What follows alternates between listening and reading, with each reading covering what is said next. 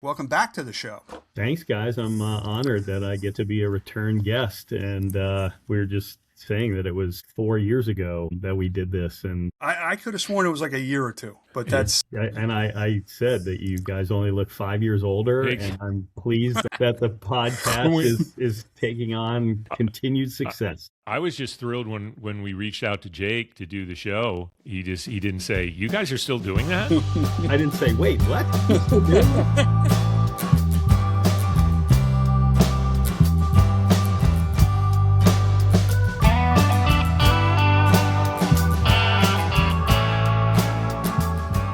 Welcome to Wait, What? Sportsbiz Chat with DP and McGee, the podcast that takes an often irreverent, sometimes cynical, and yes, on occasion, a serious look at the business of sports. I'm your co-host, 𝗍𝗶𝗀𝗀. And I'm Tim McGee. The flame has been extinguished, bringing to a close what I believe was a rather spectacular Winter Olympic Games from northern Italy. We may have something special happening in NASCAR as 𝗏𝗏𝗏 and Tyler Reddick have gone back-to-back, and, well, I got to tell you, I'm pretty annoyed about the whole Bears Stadium situation right now. But you're up first, Tim.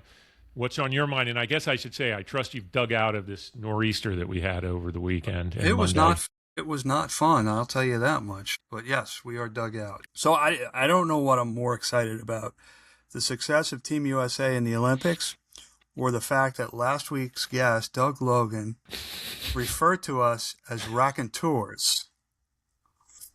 That guy just has a clever way of saying everything. We have been called a lot of things, both on to our face and behind our backs, but I do not believe we've ever been called raconteurs. And I'm still riding the high of that interview. I just thought he was, what a gentleman. When I refer to it in our LinkedIn post, he is the world's most interesting man. Yeah, I mean, we anticipate every episode is going to be our greatest yet, and I have hopes for this one. But I have to say, I mean, I feel like anytime I go back and look, it's like the post we had on LinkedIn today, is you find something else and I want to talk about it. Like we let the whole Tommy Lasorda thing almost go like that was just an average story he was telling. Right. For those of you that didn't listen to it, he was working for his grandfather in Cuba, and the team that his grandfather owned had a pitcher that had a funny nickname. And that pitcher happened to be Tommy Lasorda, and he just said it as matter-of-factly as you could imagine. Anyway, I agree with you. It was an absolutely fascinating conversation. For anyone that hasn't heard it yet, I hope you'll go back and take a listen. But I do think we need to talk about the historic success of Team USA. More medals, more gold medals than any Team USA in Winter Olympic histories, beaten only by the Norwegians. Mary Carrillo had a nice, I don't know if you saw it, a nice piece on sports in Norway, and how they started at a very young age participating, and it's all about fun and family, and it's only when they get older that they start to pick off those kids who they believe have potential and give them the training to, potentially become a world-class elite athlete. What struck me was that something like 70% of kids in America drop out of sports at the age of around 13, which is when puberty hits and you go to middle school. Maybe you discover somebody of the opposite sex or the same sex or whatever it happens to be. There's a lot of things that go on that might lead to that number. But as somebody who was involved in youth sports for nearly a quarter century here in America, I do think that there is a couple of things that work against us here in America. One is the for-profit nature of a lot of our youth sports. They pick out kids at an early age, tell their parents how great little Johnny or Janie is, and get them involved in for-profit sports, whether it's basketball, lacrosse, hockey, whatever it happens to be. And those kids then leave behind their teammates who may be less talented. And then you have mediocrity of the kids who are left, and they may not want to continue to play. So anyway, but I thought that was interesting, and kudos to Norway for apparently having, for a country of only a few million people, for having such enormous success in the games. It was fantastic. I met some wonderful people from Norway, by the way. This is their games, right? The sports where they are particularly strong in obviously favor this, and I think from a U.S. standpoint, we have to dig a little deeper. I mean, when we had 𝗥𝗰𝗶𝘀 on, what that governing body, what USA Luge has to do to identify sliders and bring them into the sport is not exactly the easiest thing in the world. It's not like finding basketball players or football players or baseball players for that matter, or track and field athletes even. So huge respect to all the national governing bodies in the winter sports that have to identify players. Now, the two hockey gold medals by the women and the men, I mean, what that is going to do, like big time stuff for USA Hockey, and congratulations to USA Hockey and to the NHL for getting the players back in, because it just shows, coming off of the Four Nations Challenge or Four Nations Face Off that we talked about on a show last year.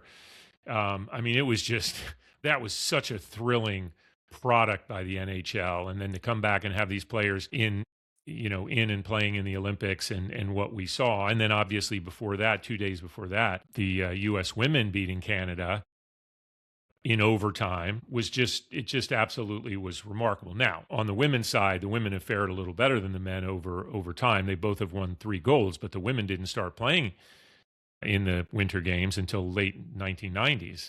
Yeah, there's not as much disparity between the men's and women's programs in hockey as there is, say, in U.S. soccer. Mm-hmm. But there is, the women have comported themselves incredibly well on the international stage since they've, even going back to their involvement in the Olympics. But the quality of play on both sides, both the men's and the women's, was just unbelievable. And do I get credit for my prediction when I said I was looking forward to U.S. Canada gold medal matches on both sides when neither team had qualified for the gold medal match at that point? It's like a Kreskin credit. Because it was the weirdest thing. I went back and I've listened to that a couple of times, and it's like, and I'm like, wait, what is he talking about? And you said, and then you just had a classic, like, I'm just looking forward to a Canada-U.S. final in both the men's and women's, and we got it. And the games were spectacular. I was actually in a car, but fortunately I wasn't driving, so I was able to watch every second of the men's. I didn't watch as much as the women's, unfortunately. But caught obviously the highlights. It was magical. And listen, I will say this, and I don't know how much we need to talk about it, but this was a moment, and everybody is hearkening back, as it was to the day when the miracle on ice happened. I think it was that game, not the gold medal game. Correct me if I'm wrong on that. Correct. So the semis game against the Soviets that led to the gold medal game, and it had all the makings of that type of moment, I think, as a fan of U.S. sports. And it got a lot co-opted. And I just hate it. I just hate it because I think we just want to go back to loving sports for that part of the tribalism that it is, that is actually unifying. And it's just like everything's just ripping us apart now, even the things that used to just be so simply tying us together. And I'm frustrated about that. I don't necessarily even want to go into any of the specifics, but I did feel I needed to say that. Yeah, I just want to say one thing. You can love this country and not love everything this country does or stands for. They are not mutually exclusive. And there are people out there who try to make it some sort of litmus test for patriotism. Whether it's Elaine Gu, is that her first name? The Chinese-American athlete who decided to compete for China. Why can't we celebrate her success? Regardless, I know she's half Chinese. She's half, her mother was born in China, father was born in the United States. Her grandmother, for whom she made the decision to compete for China, recently passed away. Why can't we just celebrate her amazing performance, regardless of who she won medals for? Right? Not everything has to be this jingoistic zero-sum game of my country versus your country. That's what really, that goes completely antithetical to the Olympic spirit. I agree. It's interesting because I have a good friend, Wake Forest friend, who used to be the former COO at the CDC, which is pretty amazing. Mm-hmm. And he has some things to say about that, but I won't get into it now. And he was over there with his wife, and he's a sports fan, but he doesn't follow any of these sports all that closely. And I asked him, I said, just give me a sense, because I think it's important to understand how the Olympics are in relation to other sports, right? Because we get very tribal about sports, and it's fine to be tribal during the Olympics and USA chants. I get it. But the Olympics always have been something different. And by the way, the numbers that we're seeing have been very, very positive about these games. So these games delivered something very special, I think. But I asked him, what was it like on the ground, like getting into these sports that you hadn't seen? And he just said the positive things he was sharing about just what the experience was like and the way you get into sports. And he said he was watching Italian television, and since he was over there watching, he just started cheering for the Italian team, which I think was third in the medal count or fourth in the medal count overall. Fourth, yeah. And he said that's just because of the Olympic spirit, and the people were great over there. So, you know, we've talked to a number of past guests about Olympics, people that have worked directly in it. Michael Payne, Terrence Burns, Doug Logan had some thoughts on that experience as well. And it's not always great, but there is always this love of the ideal of the Olympics. And I think what my friend fed back to me was kind of just that. And I will add this. Sure, there are a few detractors. I don't know how anyone can say that Kirsty Coventry didn't hit it out of the park in this first go-around and the way she's handled everything. I would agree with you. I'm sure there are some naysayers out there. I have not heard them, but that's just the world we live in. But I agree. She faced some controversy with the Ukrainian slider.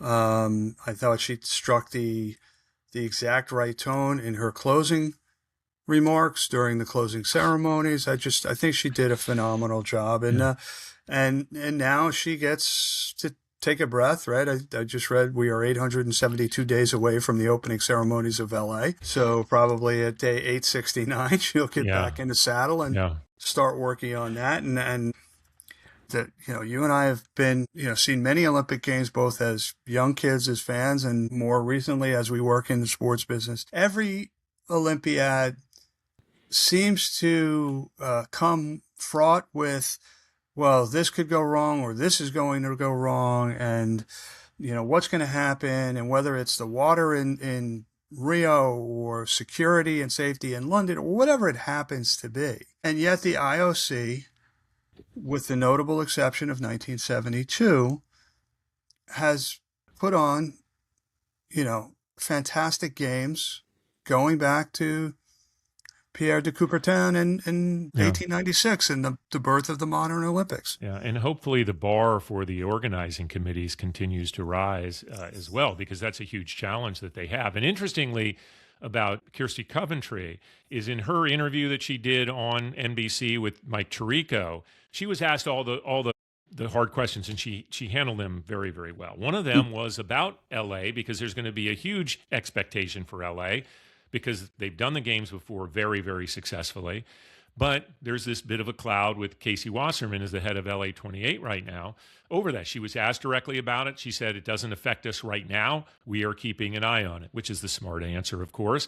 There is going to be growing, I think, voices saying we need to replace him, although the board has voted to keep him in place.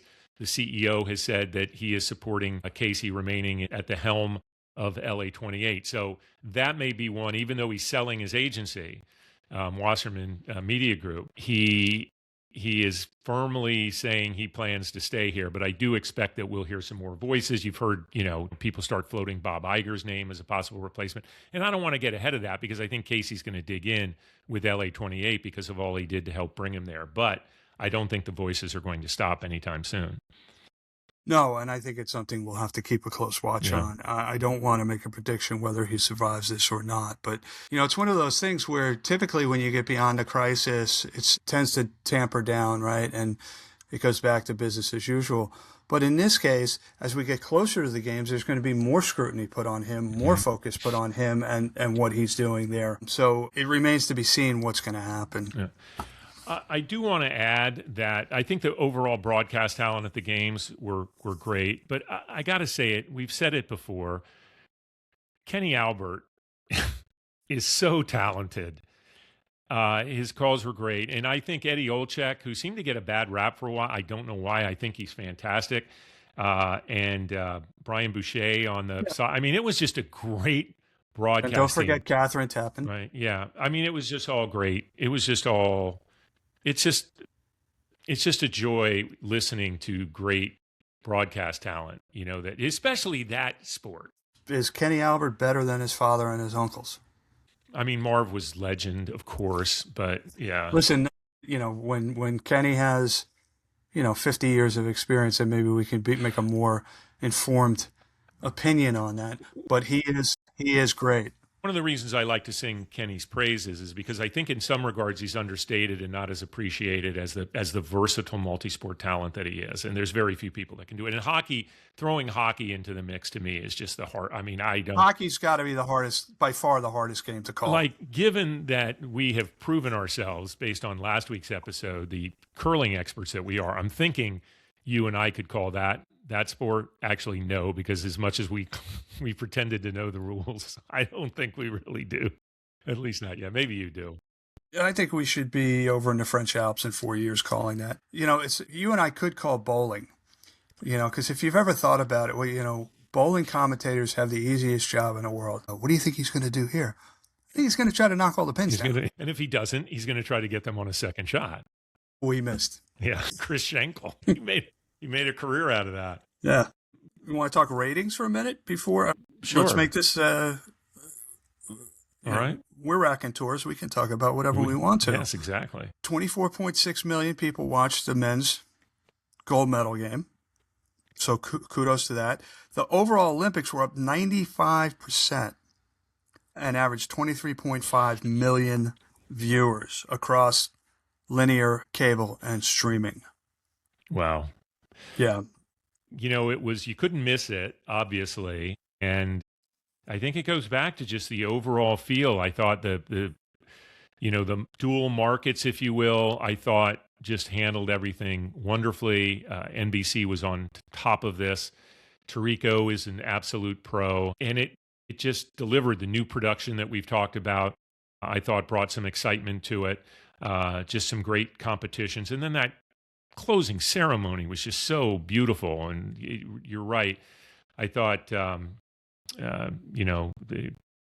Coventry's closing remarks were extremely strong. I just love the venue and the way they said it. And obviously Italy kind of showing off its artistic flair in a way that hopefully the athletes really appreciated, because I thought it was just incredible overall. Yeah. I mean, you typically don't get all of the athletes at the closing Olympics like you do it, or closing ceremonies like you do at the opening. And one of the things that I enjoy most about the Olympic Games is you march in as countries and you march out as friends. Yeah. Right. So you see, Norwegians with Italians, with Uzbekistan, standing. I don't know how you would say people from Uzbeks, maybe, I don't know. But you know what I'm saying. The fact that you went to that country, that's a gutsy, without a call. Well, I'm on a tightrope here without a net. Okay. Before we welcome our guest, and we're very excited about and the timeliness of the guests we have this week, I just, part of why I want to bring this up is I feel like I need to stem the crazy talk about the Bears and the stadium deal. We've talked about this on the show because the Bears had this great run, and what would that mean in terms of the Bears having more pressure on the state of Illinois or the city of Chicago, but mostly the state of Illinois. And then subsequent to the Super Bowl, or following the Super Bowl, news came out that the state of Indiana, particularly for Hammond, had put an offer together or had gotten, funding approved to the tune that would make a stadium build there a little more viable, because the state of Illinois has not just bent over yet for the Bears, because times are tough and a lot of residents don't like, forking over tax benefits to, already very wealthy people, because that's an ongoing pressure thing that states have to deal with. I started getting texts from people like, are you sad? Can you believe it? Is it going to be okay to have the Hammond Bears or whatever? I don't think they're going to Indiana. I think they're going to end up in Arlington Heights. Not as I'd like to see them stay in downtown, but they have this land in Arlington Heights. They're going to get closer. My bet is, I could be wrong, is that they're going to end up.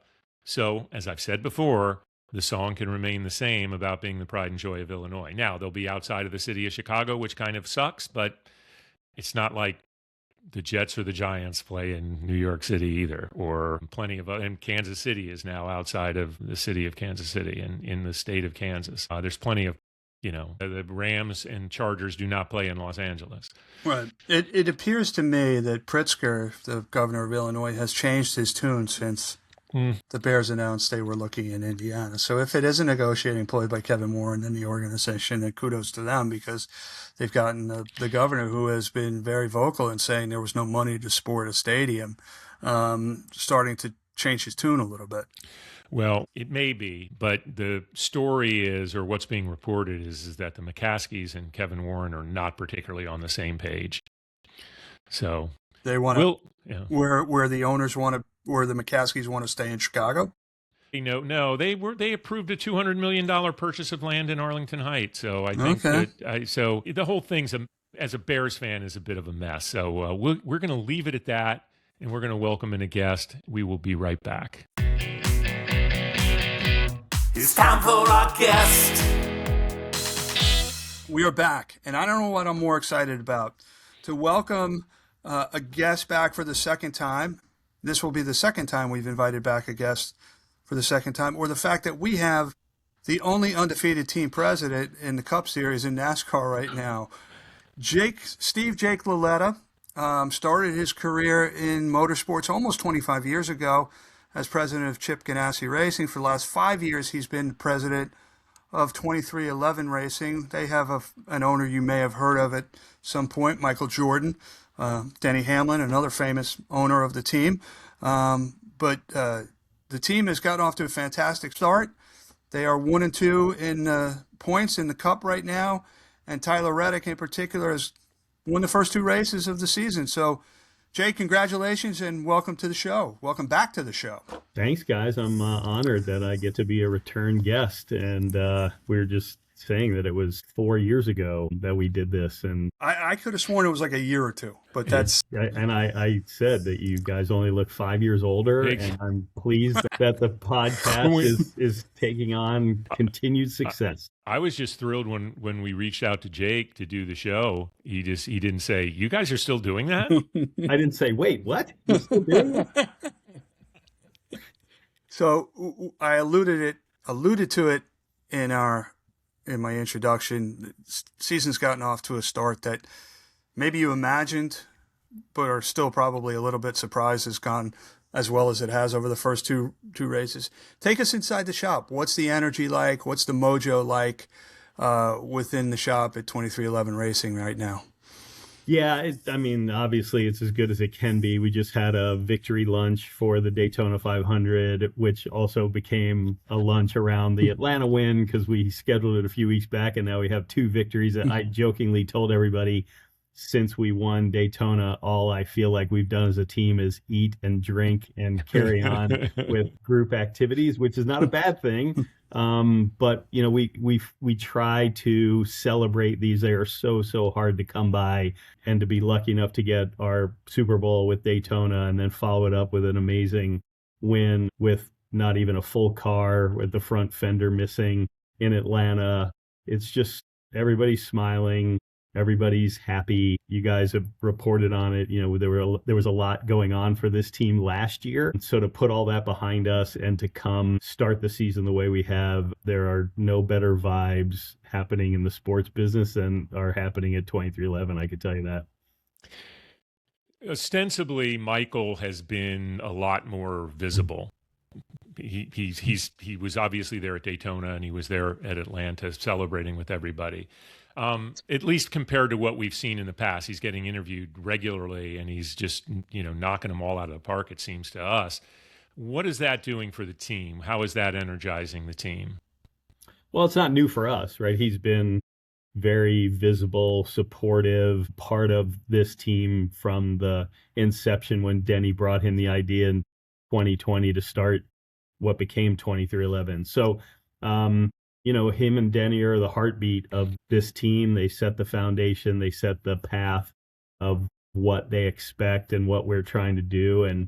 But for us to be able to, as a group, deliver Michael Jordan the joy that we bring him on a weekly basis, especially the last 2 weeks when he is so genuinely in love with NASCAR and has been since he was a kid, but now fulfills that competitive juices moment for him by hugging, you see him hugging Tyler and everybody in Victory Lane, high fives all around, the text messages that we get from him. It's just, it's an honor for us to be able to do that. And everybody here takes tremendous pride in the fact that we get to bring the GOAT as much pleasure from owning this race team as we possibly can. Want to touch upon something that I think we have to talk about, which is the recently settled lawsuit with NASCAR. You and I, we traded texts, and there was many things that you couldn't say during that, and I'm sure there are still some things you can't say. But it appears from the outside as if you guys are moving forward, getting along with the powers that be within NASCAR. Can you talk at all about what the relationship is now with the sanctioning body, NASCAR? Yeah, it's very, very productive. And in all honesty, it was very productive last year. I'm really proud of the fact that from the day-to-day competition group here in NASCAR, the day-to-day business group here in NASCAR, we always looked at each other all through last year and said, it is business as usual. We know that this lawsuit is going on and there's, things that are going to happen as it progresses, but we have to manage our business. They have to manage their business. We still have to try to grow the sport together. So I don't think it changed during last year, but obviously after the settlement, we all sort of came together and said, now it's really time to put it all behind us, lock arms and grow the sport. And that was a conversation that we had with Denny and Michael too. Like we said from the beginning, the reason we were doing this was to make NASCAR as a sport better for the fans, better as a business, more popular. And now we have to live up to our part of that. 23XI's part of that is being a major player in driving what that's going to look like. And we have done that.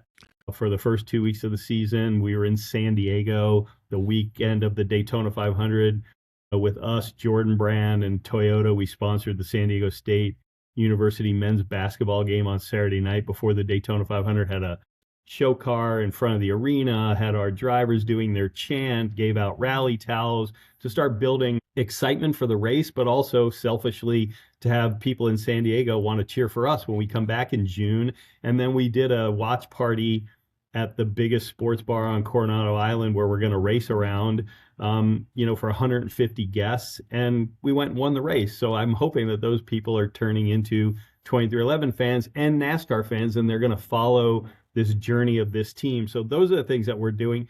And we did it with NASCAR. We did it with their team in San Diego.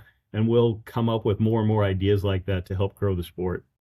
I think you hit San Diego, probably pretty good timing from a East Coast weather situation. So nice move on that. With that drama behind you, and as Tim pointed out in the introduction, you've been around this sport for a long time, but there really does seem to be an overall positive vibe going on in the sport. And I'm not even talking about the relationship right now between you and the sanctioning body. The Daytona numbers were unbelievable, very, very impressive. So it seems like there's some good energy going on. As someone that's been in the sport for a while, how would you characterize that? I know that you're bullish because you're a team president, but anything else that you can share about just how you feel about the state of the sport? I think you start with the competition, and it certainly plays out in these first two races that we were lucky to win. The cars and these teams are so good at what they do. It's so hard to win. That differentiates us from several other forms of motorsports where there's not as many teams and drivers that have had the opportunity to win. And so I think NASCAR's ability to control how the product comes to life on the field of play, for lack of a better term, puts the sport in a really positive momentum opportunity. And then you bring in the personalities of these drivers, the new sort of brand positioning of NASCAR, getting back to their roots. The chase is back, this kind of hell yeah attitude of having a party and friends and family getting together and enjoying a race, whether you're at home or at a bar watching on TV or at the track itself. There's no other sport that gives you the access that we can. And I think, we have to continue to build on that, make it a place that people want to go and be seen. And, we had Puka Nacua with us at Daytona. Marshawn Lynch was in Daytona. those are the things that we have been on the forefront of doing, is introducing the sport through the lens of this team and how Michael built his passion, so that more casual sports fans also want to see what we're doing and what this sport's all about. And once they come, they get hooked, and we just got to keep building on that as an industry. I noticed, Steve, as I'm going through the questions that David developed for us, that he's getting to ask all the good ones about how great the sport's doing, and I get to ask all the ones about the lawsuit and the tough stuff that you went through. That's why I asked, did you want to do the introduction? Hey, but Tim, I have yet to say that's a good question, so you're still in the game. You see, they're on to us. Yeah, well, thank you for that, because I'm tired of eating crow. Damn it. But in all seriousness, some things came out during discovery in the trial, specifically that Steve Phelps was quoted as having said or written. Did NASCAR have any other choice other than to part ways with him and get a fresh start coming out of the lawsuit? Any thoughts on that you care to share? Look, I mean, I'm a big fan of Steve's. I've known him forever, and I was definitely sad to see that happen. I feel like the sport was better with him involved in it. I believe that it's really a question for NASCAR. I think most people were expecting some sort of indication that things were going to be different, whether that was what happened with Steve Phelps or some other moves. I think there was a lot of debate and conversation about what that could look like, but they chose to make some personnel moves, and I think they'll continue to make other sorts of changes coming out of things that might have been learned during that time frame. They're not the only one. Like, we all will continue to look in the mirror and make sure that we've got the right approach to things that come our way, both on and off the racetrack. So again, it's unfortunate, but I feel like 2025 is in the rear view for all of us, and we really just got to focus on what the future holds and build back all the momentum that we can, and build back the confidence in our core fan base, that the sport and the teams and the drivers have their best interests at heart, because without them, we don't have anything. And I love the way that our fans show their love for this sport, and we want to be right in the middle of that. That's a pro's answer right there, Tim. Oh. That's a pro. I think he's taken media training from his boss, MJ. He handled that one like a goat himself. We talked about last week. I mean, like Michael has just been on point. I mean, he's been great. I think I said, Steve, that he's probably been interviewed over the course of his career more than every other NASCAR team owner combined. Yep. Yeah, I think I did remember you saying that. And, he listens. What's that?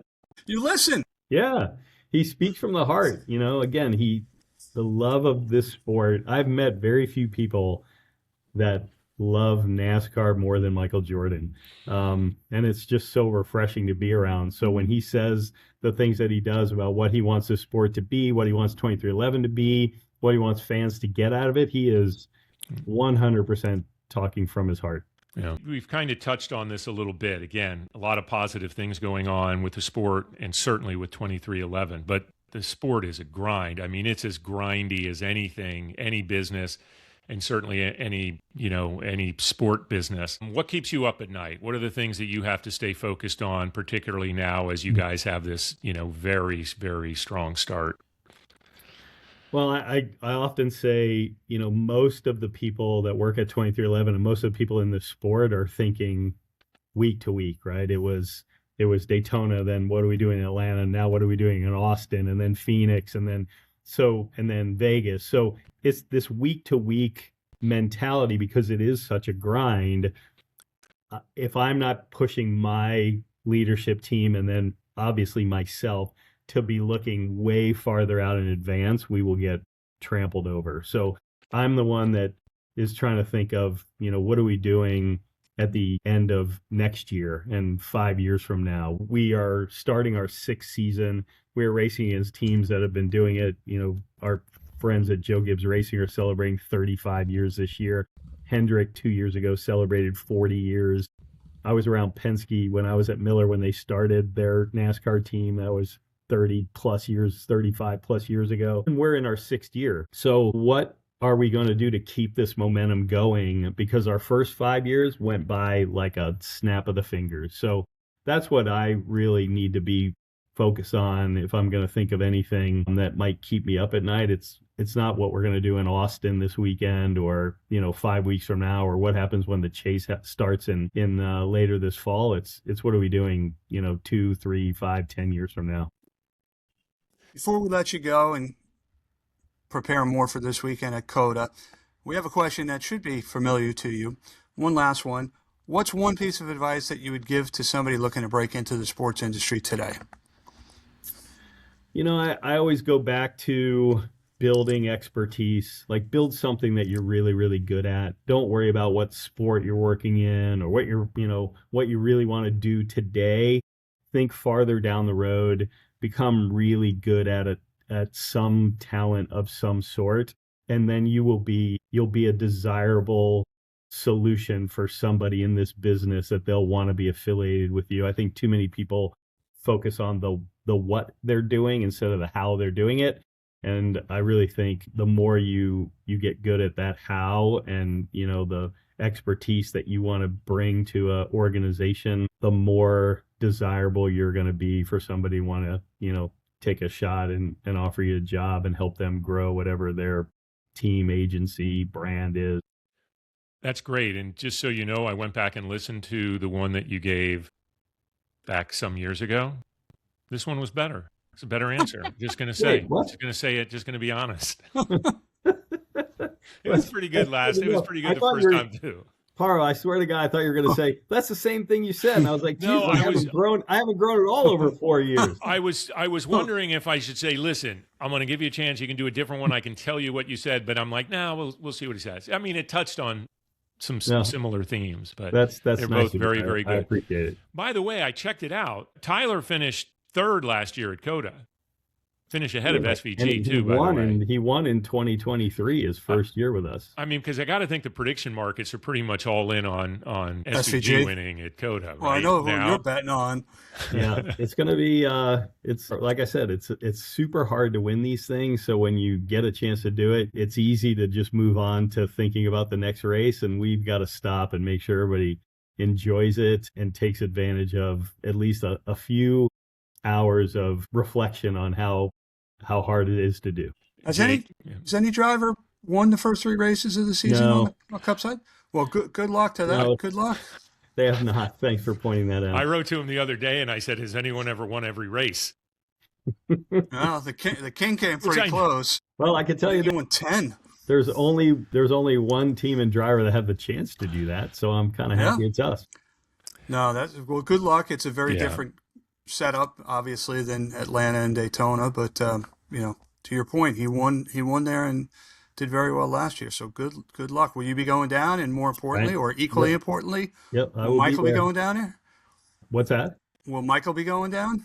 I don't know. Don't know his schedule yet, but I know it's not Pocono, Tim, but you're more than welcome to come to Austin. Well, we'll have to get to a race, and no, it won't be Pocono, but we'll come to a race. I've heard that. You tell us where you don't have a big sponsor presence, where you can show us around the garage. He said any place, anytime. There's no sponsor bigger than the host of. Wait, what? You guys, you get whatever you want. He said anytime, any place, and that's when you said Dover or Pocono. That's right. And that's why we. That's right. That's why we don't let you live it down. I'm not making you go to Pocono. That's your desire. So all right, come on. All right. Well, David, you and I will have to pick a race and take Steve up on it. Good luck. Thank you. Right. Thank you so much for coming back. We're big fans, and we appreciate you taking the time. Appreciate you. Thanks.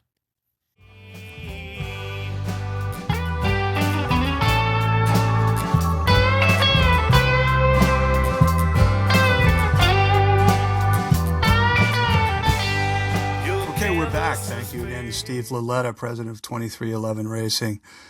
I was just saying on the break, it's great to have friends on as guests, right? We have great guests, but when you have somebody who's a great guest and a friend, it's just really nice. So now's the point in the show where we take a look forward to what we're thinking about, anticipating, expecting, looking forward to. We give shout outs. David, what's on your mind? Well, I'll start right there. I mean, given the fact that 23XI has come out of the gate with 2 wins, and now they're going to this road course outside of Austin, at COTA. I'm pretty excited to see now. And Jake just said, because you asked him, is Michael going? I think the prediction markets now are got to be fired up on whether Michael Jordan will appear. I think he's got to go, right? How do you not go? I don't know if he's superstitious, a little stitious. I think he's superstitious, right? He's the guy that wore his Carolina, shorts under his Bulls uniform for his entire career, supposedly. Yeah, so he can't. I mean, there's one constant in the equation. Right? Yeah. He's been at both wins. So yeah, but we should take Steve up on his. Yeah, we should take Steve up on his offer and go to a race. No, we don't have to go to Pocono. Yep. Unfortunately, this year, the Dover race is the All-Star race, so it's not a points race, but it is still going to be fun. So maybe we go down there. Well, sticking on motorsports, and COTA also hosts, of course, a Formula One race in October, the U.S. Grand Prix. Drive to Survive, Season 8 debuts Friday on Netflix. I am excited to see that. Past guest Pierce Sanderson did such a great job of bringing us inside how that series is both created and the stories around it. So for anyone that hasn't seen that series, whether you're an F1 fan or not, I certainly would encourage anybody to take a watch, because it is something a little special and a little different. I also wanted to just touch on I think a big business story that's going to get more attention as we get closer to FIFA World Cup. You and I exchanged some notes on this previously, but it was announced last week that the New York, New Jersey host committee is not going to be doing the originally planned fan zone in Liberty Park in New Jersey, which would have been a gathering place for people not necessarily having tickets, and also people from around the world that are coming to attend games at MetLife, and they're not doing it there. They're going to add some events all around the 5 boroughs, I guess. But the story that I want to follow, the whole state, the governor has come out and said we want to have fun activities from Patterson to Cape May. So I think they're putting a very positive spin on it.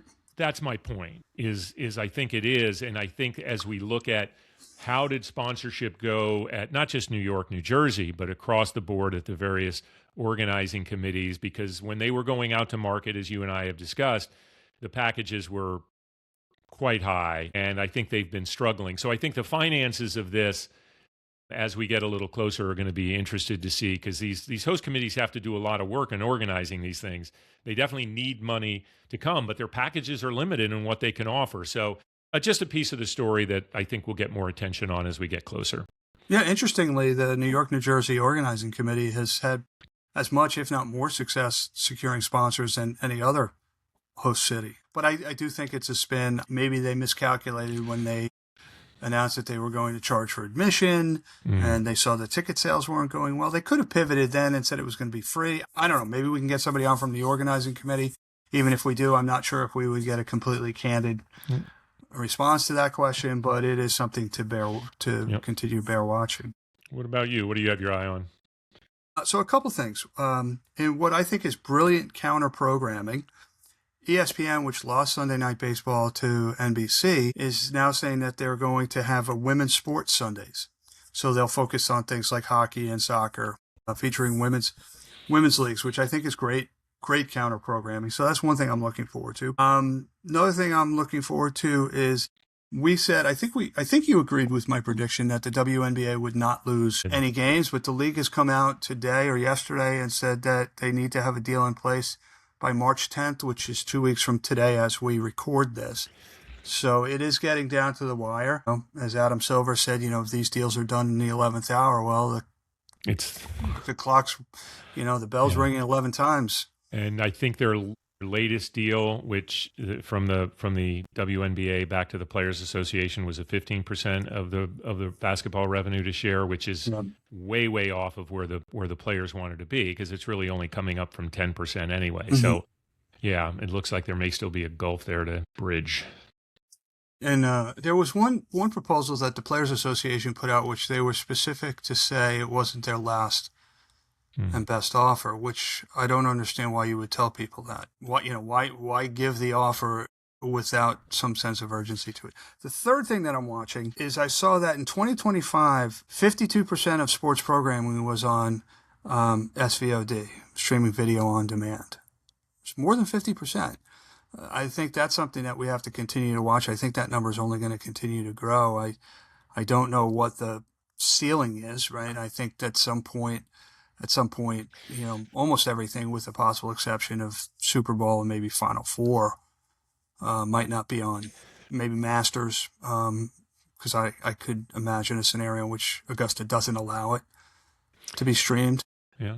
I think with these NFL packages and to some degree baseball and basketball, you've gotten to a point where there is a model to where the money is big enough because the Amazons and the Netflixes of the world are in their bidding. But for a regular main package of a major sport, we haven't gone there, and I don't know if the money is there to continue to grow the pie as these leagues obviously want to do and that the owners want to do. But it's where, I mean, other than the private equity situation right now, which we will have to continue to talk to, I mean, that is where the big money and the expectation of these owners continuing to grow the valuations of their teams. So we should do a whole episode on private equity, because if you listen to 𝗏𝗏, CAA's comments at the National Sports Forum, he's very bullish on private equity. But then when you look at the private equity industry writ large, it's not doing very well right now. Yeah, it was a very interesting comment by 𝗏𝗏. I understand his point, and there is money flowing in, and these sports-based funds at the existing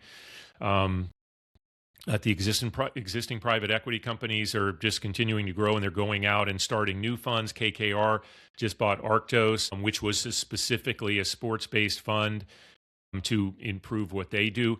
George Pine with his Bruin Capital, I think, has done a great job of identifying a specific market. He's a little different than some of the others. We do have somebody that we're in talks with about that is going to be able to speak to that hopefully in the next month or so. So I'm excited about it. One last thing I'm looking forward to, this, those of you who are listening can't see it, but this is my first pack of 2026 Topps Baseball.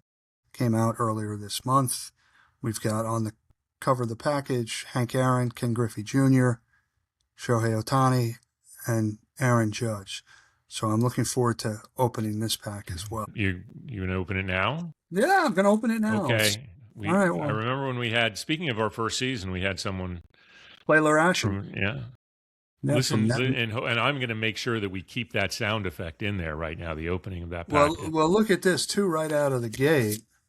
Right, that's Judge and Judge. Judge. There you go. You got two judges. Is this like a fixed pack? Like, did Topps send you this? No, because we have Stars of MLB, which is an insert set that's found in every pack, and then we have Titans of the Game, and we've got him. But and then we've got Max Muncy, Greatest Hits. Let's see. We'll go through and see if we get a Marcelo Mayer of the Red Sox, future star. I'm just going through this quickly. We're looking for Castiglione. We're looking for Nick Kurtz, who just happened to. There you go, baby. Made the Topps rookie big homage, team. Big Forest. Yeah. Vinny Pasquantino. I have no idea who he is, but he's got a great name. Sounds like somebody I would have grown up with on Long Island. Fernando Tatis Jr. seems to be over his problems. Anybody else? We got a Cub for you. Owen Casey, rookie card. Nice. Yep. Oh, no. It's his rookie card. Austin Wells, Yankee catcher. Yeah. Nice. Not a bad pack. Okay. All right. Good way to wrap. Okay. So with that, we are going to say goodbye. We want to thank our guest one more time, Steve Lauletta of 2311 Racing. Thank you, David. But most of all, thank you, listeners. If you like what you hear, hit that subscribe button. Like us, follow us, share us. You can find us wherever you get your podcasts. But if you go to dpandmcgee.com, you can see all of our content is linked to there. So until next time, he's DP, I'm McGee, and we'll talk soon.